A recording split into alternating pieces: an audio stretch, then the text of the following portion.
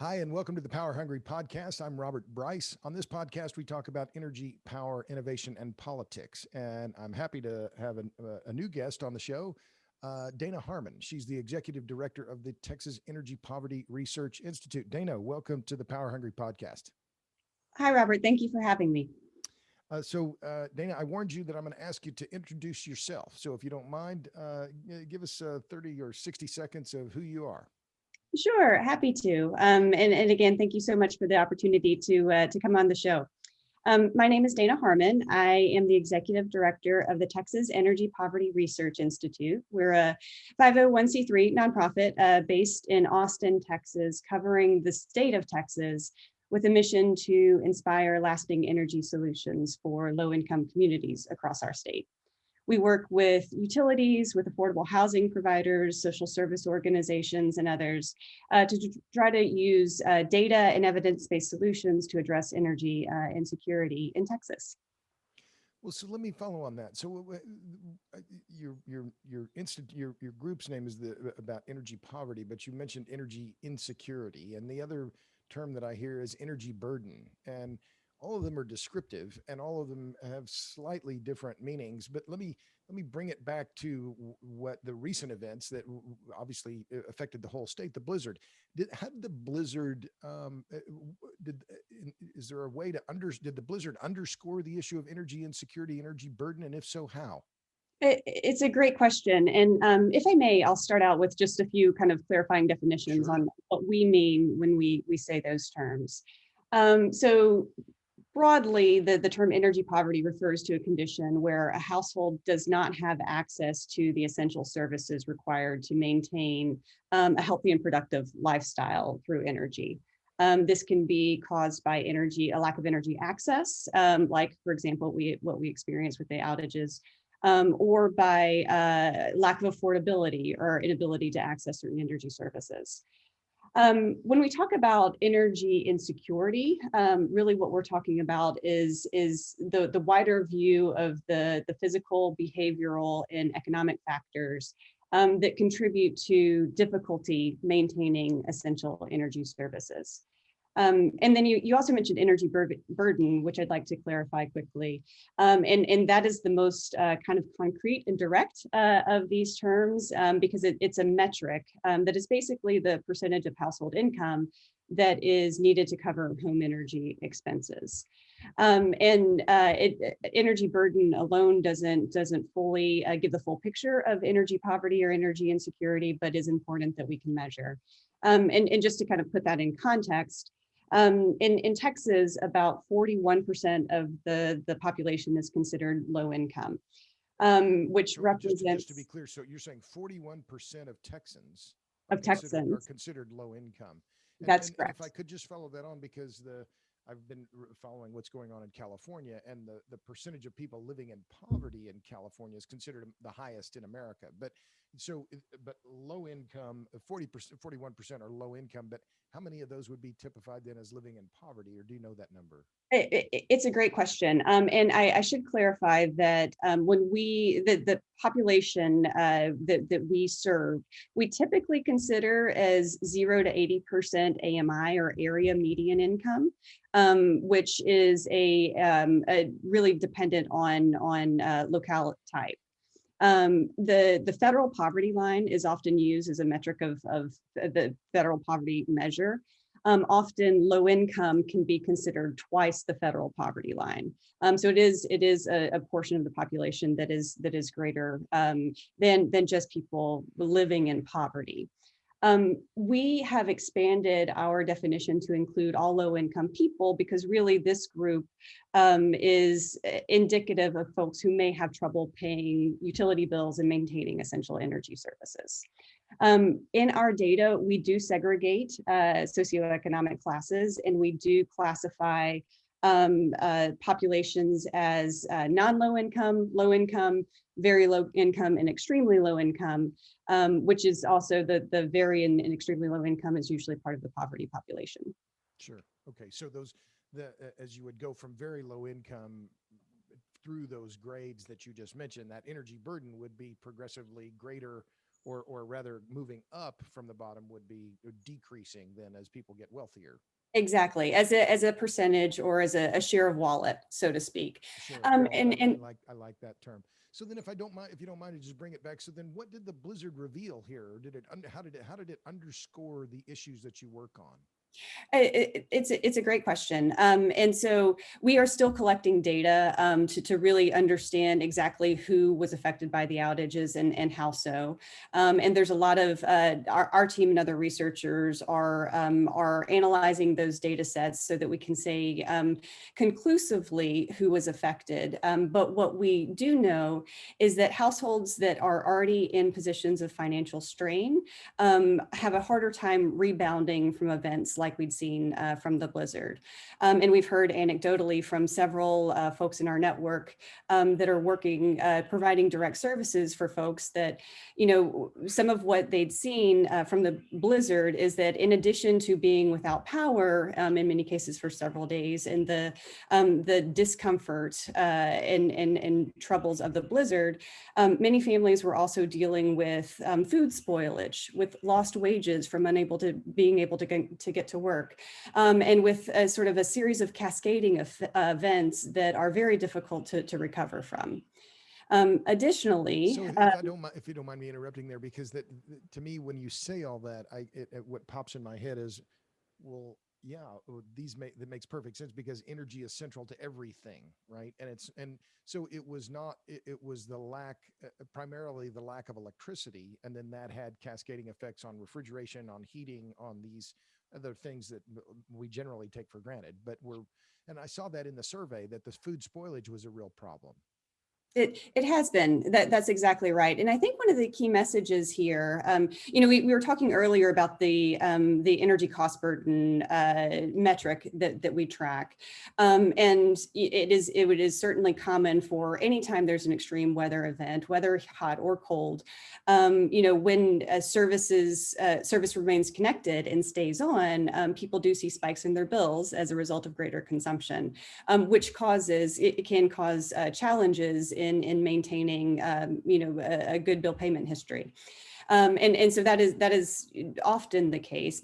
What we're seeing as a result of the outages, in addition to increased bills from the energy that people were able to consume during the extreme weather event, there are these other financial strains that households are dealing with at the same time. And, on top of the coronavirus pandemic and the economic effects that many households are facing in the current pandemic. So it's, as many have said, a crisis on top of a crisis that makes it very difficult for some families to get by. So I'm familiar with federal programs that can help people, and in looking at your website and your work, it appears that most of your focus is on the electricity side of things, not on natural gas, not on motor fuel. Although those are, is that a fair assessment? It is certainly fair to say that the majority of our work does focus on the power sector. However, natural gas, we really look at home energy consumption. And so in a lot of our data, we will look at, in the energy burden metrics that we were just referencing, we will look at natural gas as well. Typically, we don't include transportation fuels in the energy burden, or really the residential energy burden calculation that I just mentioned. However, we are finding that our work is venturing into the mobility space, and that's another important part of this puzzle as well. And I know That being that's a said, big issue particularly in California, because they have higher motor fuel taxes, and that's a regressive tax, right? It affects low and middle income consumers more than wealthy ones, right?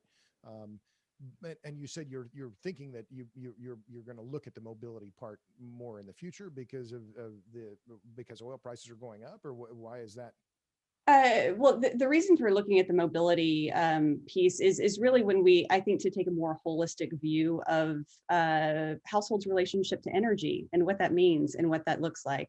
And one of the interesting things that we found in our work, and I think we can tie this back to what we're seeing as a result of the storm as well, is energy. As you said, energy is essential to everything, but there's so many important relationships between energy and housing, energy and health, energy and economic opportunity and education. And when we say this, we need to take a more holistic view of how can we use energy to help families thrive and succeed. And we believe that transportation fuels, energy through transportation is a very important component of that discussion as well. It's interesting that you mentioned the health part of that because in my book that came out last year, I looked at Puerto Rico and some of the I hesitate to say post mortem, but after Hurricane Maria hit Puerto Rico, there was a lot of excess mortality that occurred in the months. It wasn't necessarily from the storm itself, but in fact, it was from electricity shortages after the storm where people weren't getting dialysis. They weren't, they didn't have access to drugs that needed to be refrigerated. And these were knock on effects that weren't immediate effects of the storm, but were effects that were long term energy poverty issues that led to mortality among different estimates, but several hundred people died because of that lack of basic electricity availability. It's such an important concept and a way for us to look at how we provide energy services. And they're very direct connections, like you just mentioned, with dialysis and access to medically necessary treatments. But there are also longer term implications. For example, in some of our recent data, what we've seen is people will basically self-meter energy consumption in Texas, including in July, August, September, and we do have evidence of heat exacerbated health effects caused by energy insecurity. So not being able to find cooling stations and things like that. So there are really important health implications associated with energy use, and we need to think about it holistically. Well, I'm glad you mentioned that because one of the things that in your survey that was released just a few days ago, I thought this part was really interesting. You wrote, it's not yet clear how many people died during the storm event, but in Harris County alone, which is where Houston is, more than 40 people died, and most of those were from hypothermia, which exceeds the death toll of Hurricane Harvey in 2017. So I've thought about this before, but why do more people die from cold than from heat? This is a very interesting question, and I will not claim to be a health expert in terms of the health implications. But I will say it's something that I think that we've seen over time. In fact, I will also say that it's one of the reasons that traditionally the federal funding through the Low Income Home Energy Assistance Program, or LIHEAP, that is intended to support families in crisis to help keep connected to utilities, traditionally has actually gone more to cold weather states than warm weather states like traditionally Texas. And the reason for that really is largely because of health implications. I think that we are beginning to realize while those cold related health implications are very serious, there are also extreme heat related implications that we need to be mindful of. I think it's incredibly important, though, to kind of from an energy perspective, to appreciate the need for resilience in this conversation, and really understand how as whether it's Harvey or what we just saw with Winter Storm Uri, or droughts or fires, other extreme weather events. We do need to make sure that we were prepared from a resiliency perspective, and that there are places that can maintain power for people to go for resiliency. And I think really Winter Storm Uri highlighted that need as well. Yeah. Yeah, I haven't seen those explanations. I've seen figures that say more people die from winter cold than from summer heat. And it's also one reason why, and after someone explained it to me, well, why energy demand in the winter is so much greater than generally in the summer, because the degrees of difference between what we like, 70 degrees or so, right? If it's 0 or 10 below, well, that's 70 or 80 degrees that you have to make up in terms of space heating and or cooling. And then, but from 70 to 110, well, that's only 40 degrees. I mean, it's not only 40 degrees, but that span in degree change is far greater in the winter. And it's one of the reasons why that idea about resilience was the one that I wanted to follow up on, which was a few weeks ago or a couple of months ago, I was talking to a group, and one of the people in the group said, well, reliability and affordability on energy go hand in hand. And if you don't have reliability, the affordability becomes a big problem. And I thought about that, especially now after Uri, because I've seen solar vendors saying, hey, buy solar panels and batteries, and then you have reliability. But I'm guessing that the populations that you're studying, they're not going to be buying Tesla battery packs and putting solar panels on their roofs because they can't afford it. So how do you view that? It's a long speech there that I just gave, but how do you how do you in some of your work you're talking about renewables and low income people? How do you make them more affordable so that they have more reliability? It's a great question, and I think I'd like to start by recognizing the complexity of the system, right? Because you're exactly right. We are doing what we can to maintain affordability, but in some cases, and I think what we're seeing as a result of the blackouts we saw in February, in order to ensure reliability, greater investment will be required in our energy system, right? There's a lot of discussion about the weatherization of the infrastructure and et cetera, that conversation. And I'd like to come back to, in a moment, weatherization also of homes being a very important part of this discussion. However, I do think we need to look at this challenge holistically and look at how we ensure that both the cost and the benefits of our energy system are equitably distributed. So when we're making investments of our energy system, making sure that everyone has access to the benefits of those investments.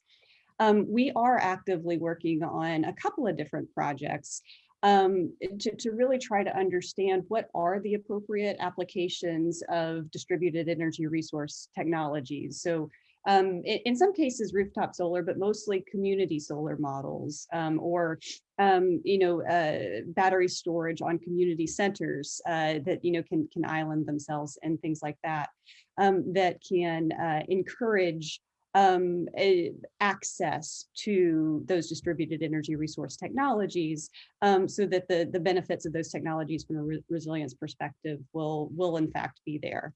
But you're So absolutely if I right. can interrupt there, just to if you make that point, because what you're saying then is that what I'm interpreting you to say is that putting rooftop solar on a low income house is just not going to work. But if you had a community array or at a community center where you can put in an array and some batteries where low income folks can gather, then that's a more appropriate solution. Is that what is that where you're going with that? How do you how Almost. So okay. I want to stop short of saying putting rooftop solar on a low income house isn't going to work, because it's very situationally specific. But Okay. what we do know is that there are models like community solar, community centers can circumvent some of the traditional barriers to access to solar, right? So those include access to capital required to put it on your roof. It can, include home ownership or quality of housing stock, which can also often be challenges with regard to rooftop solar. And then coming back to the weatherization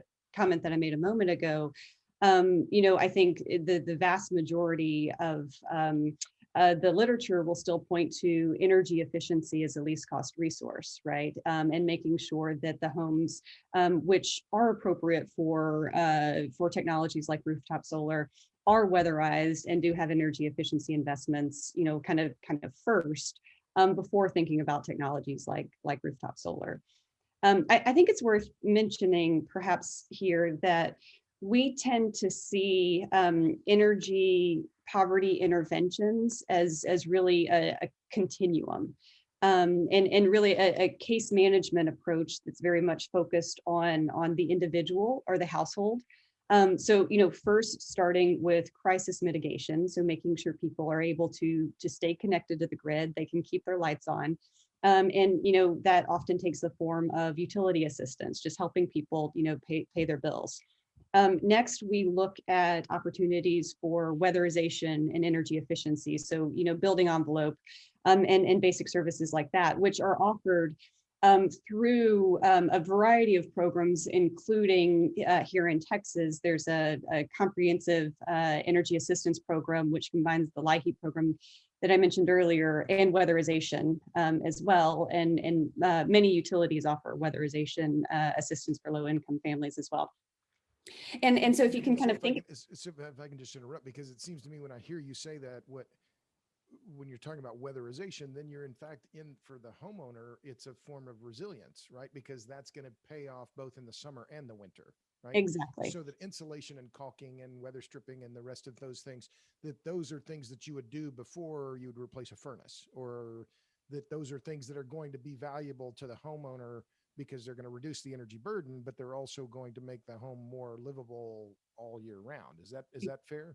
That's precisely right. And there's this concept of passive survivability. And so in events of like what we saw with the blackouts, when homes don't have access to electricity, you're exactly right that a properly weatherized home can keep that home warmer longer than seeing the extreme temperature drops as quickly as many families experience during the storm.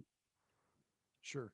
So also, when you say that, when you're talking about that weatherization and rooftop solar, there's been a lot of work done, especially by some researchers at Cal Berkeley, finding that when you look at subsidies for rooftop solar for EVs, they primarily skew to wealthy people, not poor people. And that, to me, that just seems, well, okay, you could argue, well, those rich folks, they're using more electricity, they have a pool, they have this, they have that, so if we cut their consumption, then that's better for everybody. But there's a basic unfairness here, that in terms of who's able to claim, who's able to afford the Tesla or the rooftop solar. And I have rooftop solar on my house. I got 3 different subsidies for it. But does that stick in your craw? Is there a way to fix that, or how do you think about it?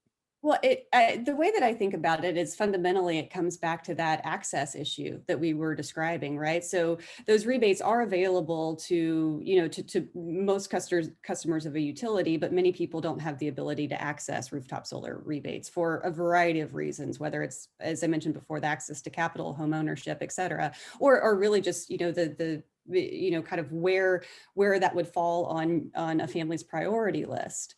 Sure. And so I think it is really important when we talk about making sure the cost and the benefits of this energy system are equitably distributed. I think that's exactly what I mean. And making sure that we are providing pathways and access points for people who do choose to participate in technologies like solar. How might they do so in a way that fits their needs and their lifestyles and their budgets? That is also solves the challenges that we're trying to solve collectively with our energy system. Yeah. I want to step back for a minute, because I didn't write this down, but as I thought about this, I thought, well, okay, Bryce, you need to pay attention to who's talking. How did you come to this? I mean, I know that some of your colleagues have been working on Rebecca Klein has been working on some of these issues for a long time, was on the Public Utility Commission in Texas. How did you come to this job? Was this something that has always been an interest to you? How did you get where you are? It's a great question. And like so many of us, my path has been winding, and I'm very grateful for it. So you're right. So I am I'm the first executive director of TEPRI, but I'm not the founder. It was founded by Becky Klein, who, as you mentioned, was a former chairman of the PUC here in Texas. I've been in the energy space for a while, but I actually came from an oil and gas background. And I worked with several exploration and production service providers, worked with a couple of technology startups. And I have been Texas.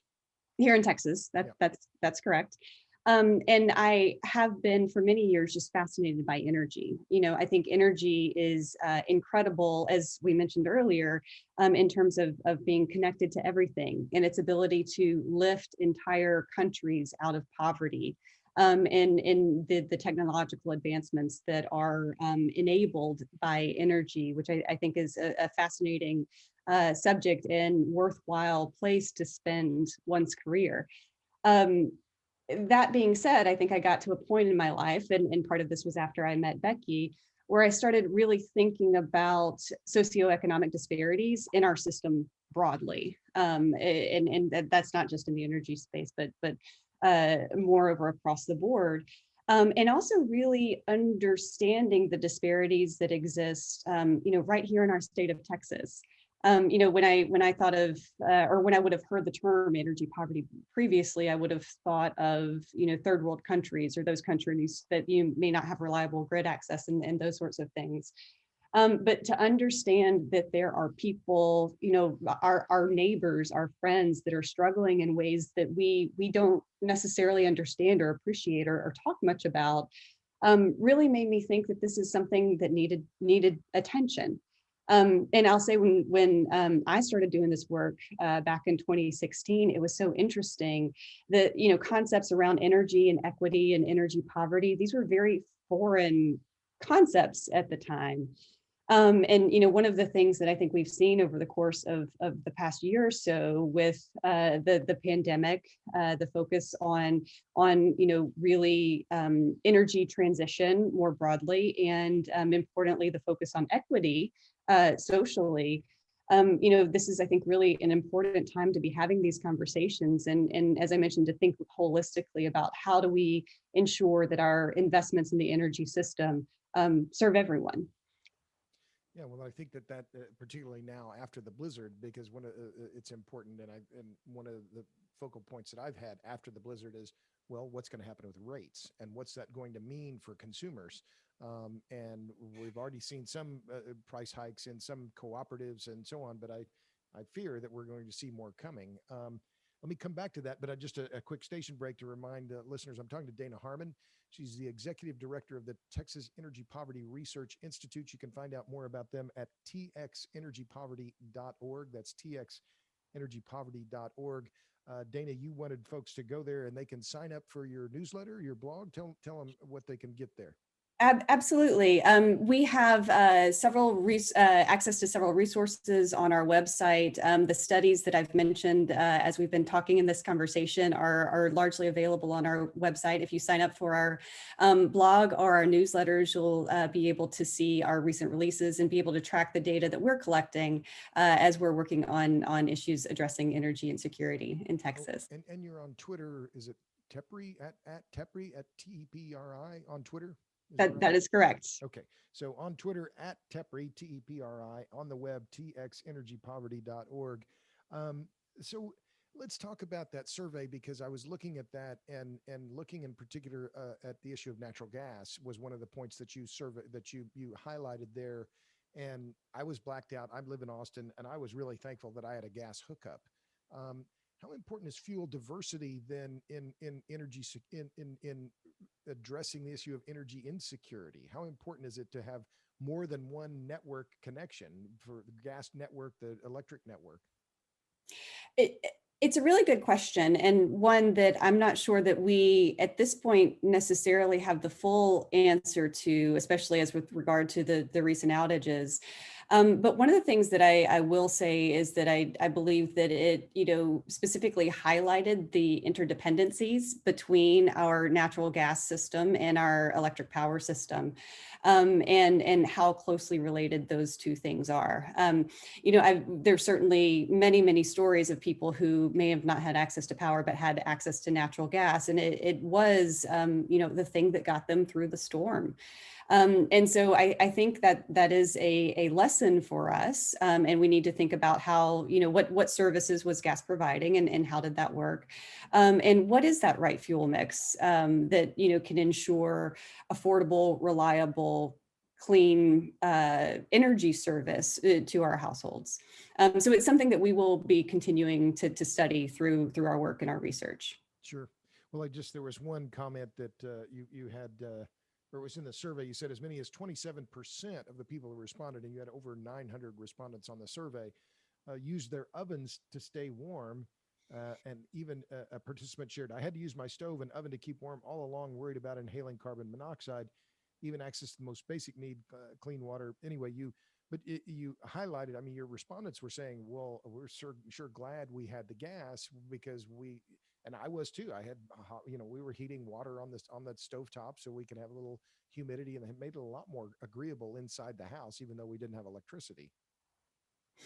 I think I'm glad that you brought up that particular quote from the respondent, because I think that is also something going back to the health conversation that we held previously. And I think that quote really struck me as something that shows just how bad it was for many people during the storm, and the fact that people, knowingly were exposing themselves to dangers, including, potentially monoxide poisoning.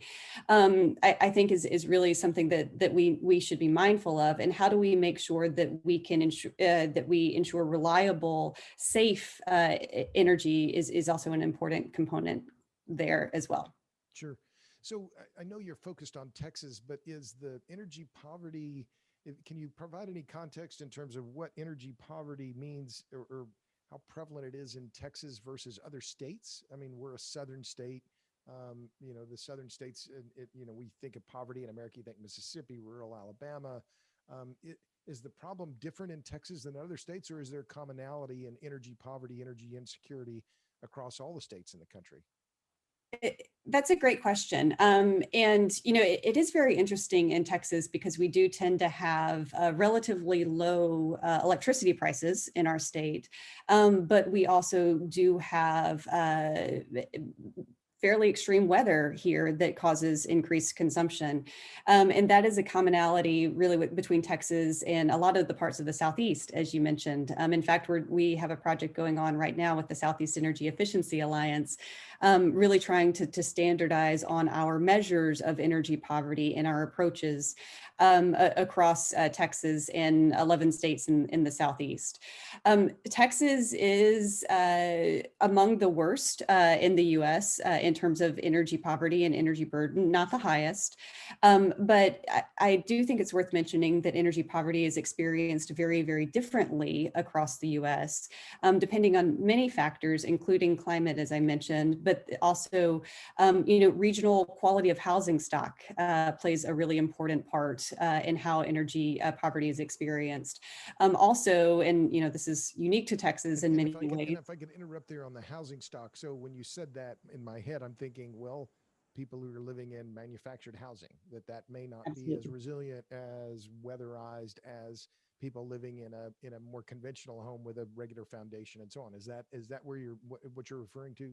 Absolutely. And, we see very stark differences even within Texas in how energy poverty is experienced in urban populations versus rural.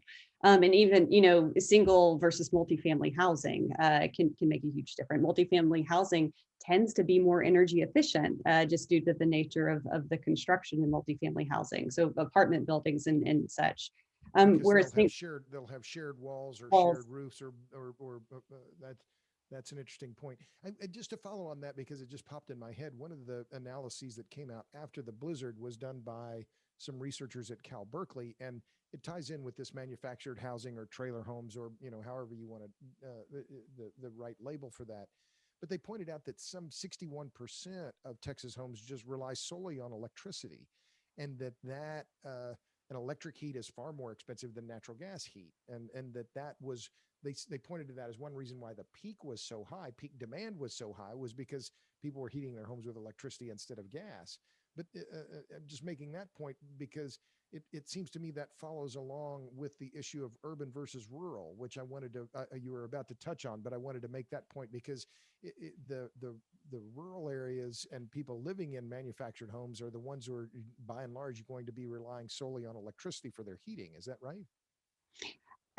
It is a good question, and I can't say from the analysis that we've done that I could answer definitively Sure. regarding the fuel mix, especially for manufactured housing.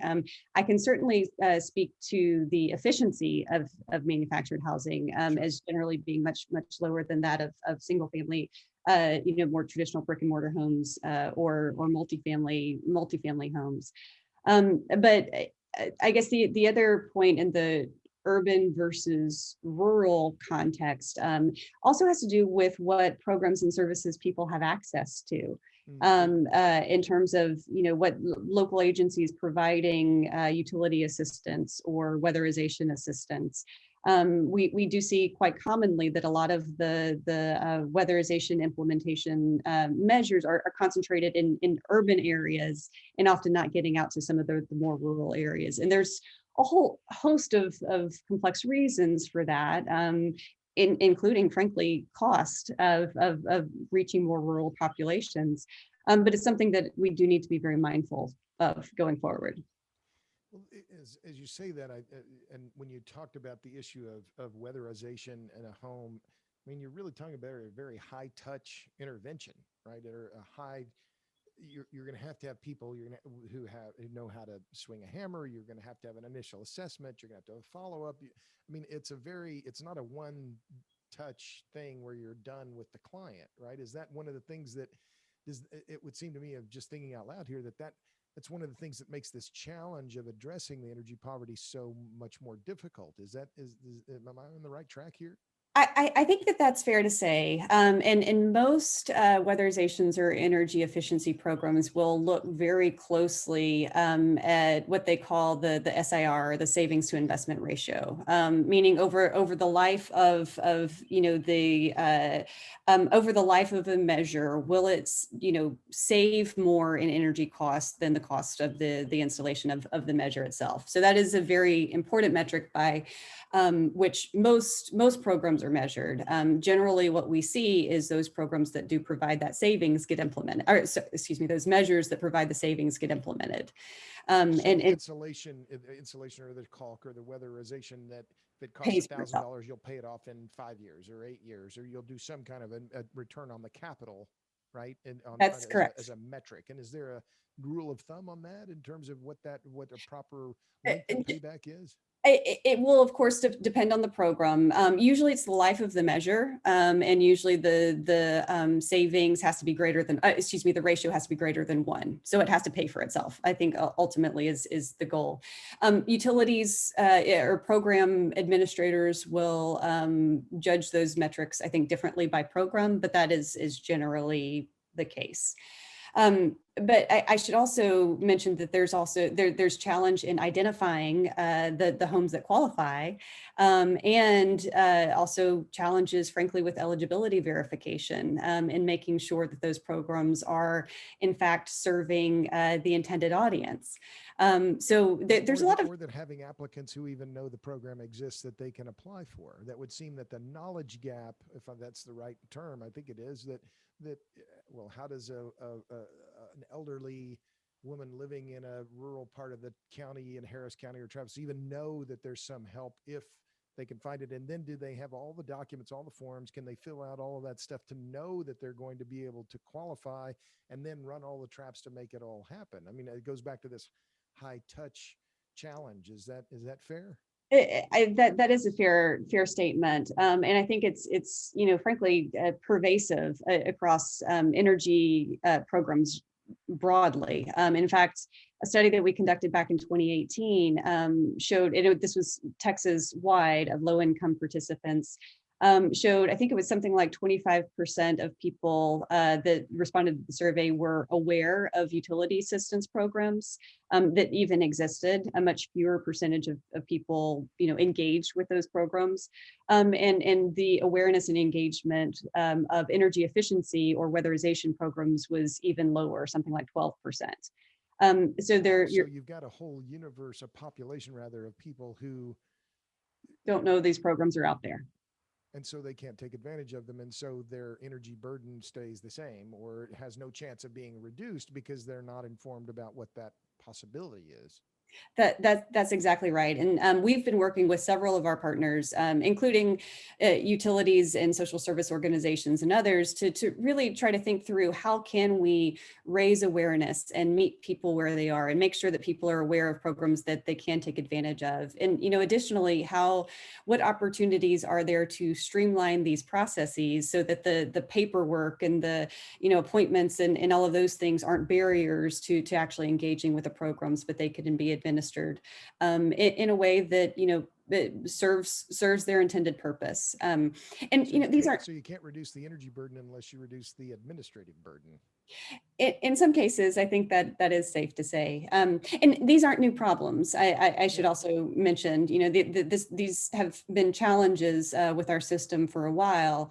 But I think the advancements that we're making is now that with the access to data that we have today at levels unlike what we've had in the past. Even the survey data that we're collecting, the advanced metering infrastructure data that the utilities are collecting, the housing data sets that we have. We do have the ability to get smarter about how we raise awareness and target those programs so that they can, we can match the right solution with the need. And that knowledge gap, I guess, could be dependent on internet access, on whether they have broadband, on are they on the Google, and that you could target them more specifically, right? Then in terms of outreach, or would you may have to resort to direct mail, or how do you reach those people? I think all of the above, Uh-huh. all of those channels are appropriate. And I think we've collected data that shows different communication preferences among different segments of the population, based on age, based on geography, based on several different preference types, which I think are important for us to take advantage of, or to utilize those data sets in our outreach and communications. I'd also like to not gloss over, though, the concept of trust with these programs, and trust in the utility, and really making sure that people do think that the services that are out there and can be provided are going to be beneficial for them, and can be helpful, and help solve problems that they have. A lot of the research we've done and other literature points to really the need to use trusted channels, community-based organizations to try to communicate those messages. And also the importance for this to be a two-way conversation with communities, not, those of us, sitting in Austin saying, okay, how can we make sure to design programs that people need, but really having co-developed solutions by which the community is involved and engaged in the conversations from the beginning, and part of the needs assessments, part of the communication strategies, so that we can deliver more effective services for people. Yeah, that's interesting. What comes to mind is the distrust among some minority communities on the vaccine, right? That there's a just kind of a distrust of the man, right? Whoever that is, and that even though you may be saying, well, we can make your house better, there may be some. Is that fair? That there may be just some distrust of the system, like, well, why are they coming to me? Is that, or am I stating it too broadly? Well, I think that was a rather broad statement, but Well, but fair enough. So we can move on. That's okay. So what about one of the questions I wanted to put to you was in terms of the push for decarbonization, because there's been a lot of focus on that, and there's been a lot of focus on it, especially in the wake of the blizzard. Is or the issues of decarbonization and affordability, are how do they go together? Because from some of the things that I'm seeing, a lot of the decarbonization efforts and renewable mandates are resulting in higher prices, not lower prices. How do you think about that? it's a very interesting question. And, I think the approach that TEPRI has taken so far is I mentioned that we work with utilities, we work with city governments, local governments, and others. And really what we are trying to come to is a situation whereby if the city of Austin adopts its climate equity plan, or the city of Houston with its climate plan, have certain goals with regard to decarbonization and emissions reduction from the energy system. Again, how can we utilize the technologies available to us to make sure that we are meeting or finding ways to help offer solutions to meet those goals without increasing energy cost burden, or be mindful of energy cost burden for the people which it was intended to serve, which is not an easy challenge. And I think, first and foremost, really what we're saying is we've got to look at this whole picture and think about how the again, the cost and the benefits of that transition or those decarbonization goals are equitably distributed, and that the communities who are most impacted are being thought of first in terms of the decisions and the changes that we're making. So that leads me to the question about electric vehicles. How do you, one of the, I've written a lot about electric vehicles over the years. I wrote in a book I published 11 years ago. I've talked about the history of electric vehicles and how there's always been a lot of promise and they're just on the horizon. Well, now we're seeing a lot more emphasis on electric vehicles, electric charging stations. Is there, what's your view on the equity of energy access or EV charging stations with low income people? Because right now EVs are just really a choice for wealthier people. How do those figure in, or is that even on your radar in the work that you're doing? It's such an interesting conversation. And, as I mentioned, really, TEPRI is just beginning to get into the mobility space.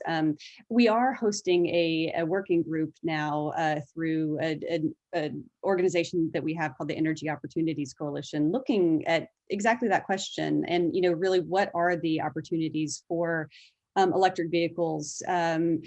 Electric vehicles, micromobility, electrified public transit to serve the low income Sorry, population. micro mobility. I don't think I've heard that. What is that term? Scooters, e-bikes, kind of last Okay. mile type Okay. solutions, which often are electrified. But really looking at the problem of transportation needs of the low income population and how can emerging technologies help serve those transportation needs, which includes electric vehicles. There's really some interesting data coming out showing both in terms of the used EV market and the affordability of, electric vehicles have been around long enough now that, in some cases they can be at affordable price points for low income families as compared with the, internal combustion engine vehicle. And so to what level is there access to those vehicles, and what does that look like? And importantly, really looking at the lifetime operations and maintenance and fuel costs of those vehicles, because there are studies coming out showing that EVs can be comparable, if not lower, in terms of operation and maintenance costs over the life of the vehicle.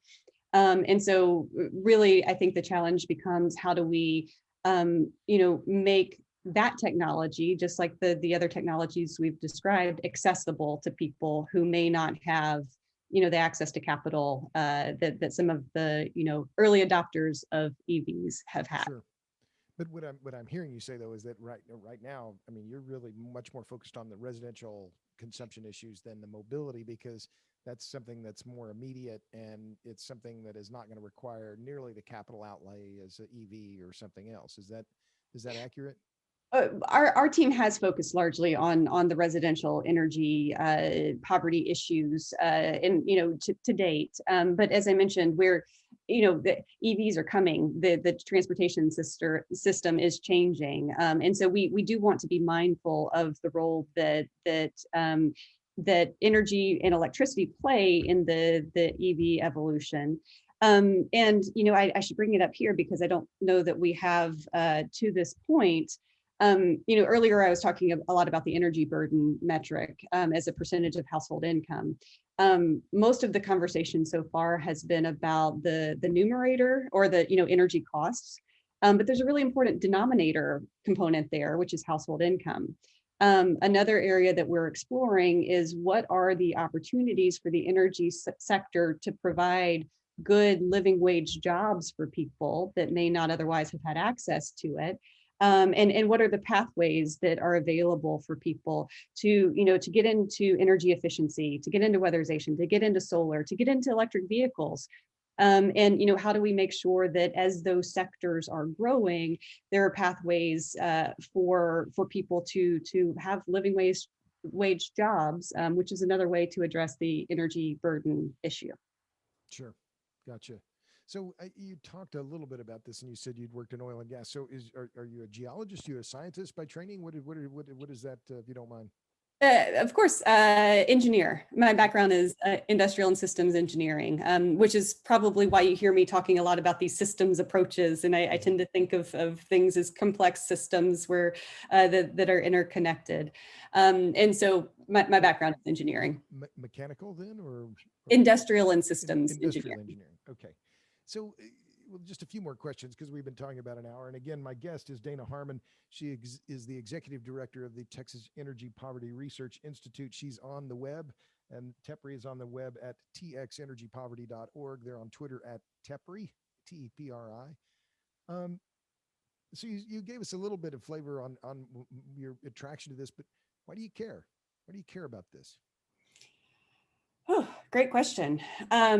Well, I care about this because I care about people. And I care about this because, as I mentioned earlier, I do believe that there are stark and growing inequities in socioeconomic disparities in our system broadly. And, frankly, I don't think it's okay. I think we need to find ways to address that. I also mentioned my personal attraction to and love of energy, which is longstanding, which I think is so incredibly fundamental to our society. But I think perhaps the thing that I didn't say a moment ago is that the challenges that we're facing right now are so big and so complex in terms of the economic disparity, in terms of these efforts towards decarbonization and an energy transition, in terms of, how do we provide jobs for people and access to essential services. So I really think that this particular niche, although quite unique, energy poverty isn't necessarily a booming field, but I think it's a really important opportunity to, frankly, raise awareness about the way that we're thinking about these issues and how we're thinking holistically about how energy is a tool to help address poverty and socioeconomic disparities in our system. I like that idea that energy is a tool to address poverty and inequality. My fear, though, is that inequality issue is being glossed over in some of these other efforts, and that the cost issues aren't going to be front and center. But nevertheless, let me finish by just asking you a couple last things. So, a couple of questions that I like to ask all my guests: what are you reading?